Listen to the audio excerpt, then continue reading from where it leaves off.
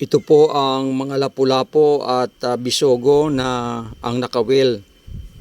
Nakawil ko ngayong umaga, mahal kong mga kaibigan. Diyan lang sa malapit. Yan, may pang-ulam na naman po tayo. At ito ay mga sariwang-sariwa pa, mahal kong mga kaibigan.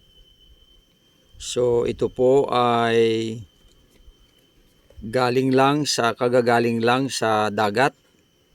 At nakikita po ninyo na makintab pa ang kanilang mga katawan. Masarap lang mga will, mahal kong mga kaibigan. Lalo tigit kapag nakakahuli po kayo. Ayan. Sana dinamihan pa ang bisogo Kailang natyempuhan lang.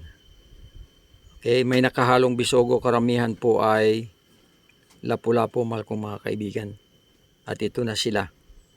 Ito ay aking lilinisin para mamayang tanghali ay mayroon na po tayong sinigang para makahigop ng masarap na sabaw. Ayan. Mahal kong mga kaibigan, patuloy lang kayo mag-support sa aking mga videos na ina-upload. I-share din po ninyo. At higit sa lahat ay mag-comment din po kayo para mayroong interaction tayo.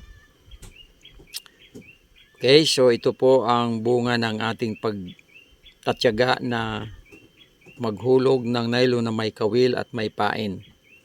Sa tulong naman ng Panginoon ay biniyayaan po tayo ng ganito. Kaya maraming salamat po sa inyong patuloy na pagsubaybay at pag-support sa inyong lingkod.